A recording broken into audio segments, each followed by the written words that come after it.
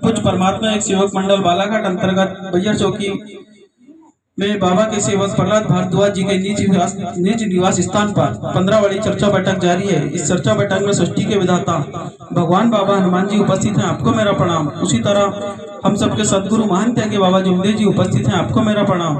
उसी तरह बैयर चौकी परिसर के सहकारकर्ता रितेश बर्वे जी उपस्थित हैं, आपको मेरा प्रणाम। उसी तरह बगदारा परिसर के जिम्मेदार सेवक विनोद राव जी उपस्थित हैं, आपको मेरा प्रणाम। उसी तरह बैयर चौकी परिसर में समस्त सेवक सेविका उपस्थित चर्च की चर्चा बैठक में उपस्थित हैं, आपको मेरा नमस्कार। भगवान बाबा हनुमान जी को प्रणाम, महान त्यागी बाबा जमदेव जी को प्रणाम। परमात्मा एक। आज के संचालक जी ने मुझे अध्यक्ष विचार रखने कहा गया हुआ इस प्रकार। भगवान बाबा हनुमान जी को प्रणाम, महान त्यागी बाबा जमदेव जी को प्रणाम। परमात्मा एक। हम भगवान बाबा हम सेवक कार्यकर्ता जी के निवास स्थान पर जाते हैं और 3 दिन के जो अनुभव के कार्य सेवक सेविकाओं को मिलते हैं, उस दौरान जो हमारे दुख दूर होते हैं, उस समय हम बहुत सादे मन से हमारे ऊपर दुख रहता है तो हम बड़े त्याग और विश्वास से हम 3 दिन के अनुभव के कार्य करते हैं। उस दौरान हमारे दुख दूर होते हैं। उसके बाद हम सेवक लोग धीरे धीरे बाबा के सामने शब्द रखकर अपने दुख समस्या और परेशानी दूर करते चलते हैं। जिस समय हम बहुत बोला जाए हम पुराने हो जाते हैं, फिर उसी दौरान हम लोग गलतियां करते चलते हैं और हमारे ऊपर दुख परेशानी खड़ी होती रहती है। हम लोग समझते हैं हम तो त्याग कर लिए, या हम लोगों पे हमारे जब समस्या थी, दुख परेशानी थी, हमारी दूर हो गई।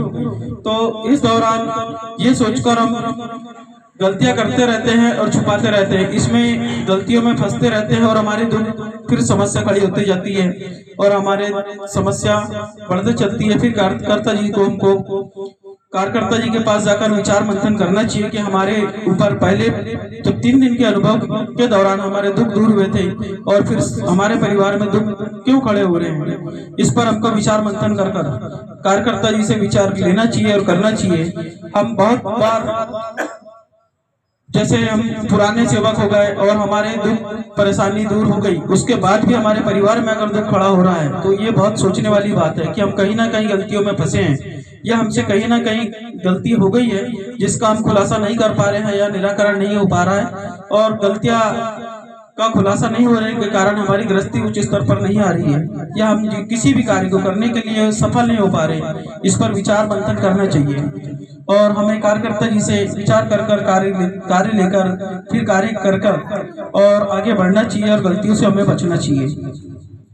और अभी हमारे बार कार्यकर्ता जी हमारे ग्रुप में मैसेज डाल रहे हैं कि हमें भवन निर्माण राशि या भवन निर्माण के लिए राशि जमा करना चाहिए।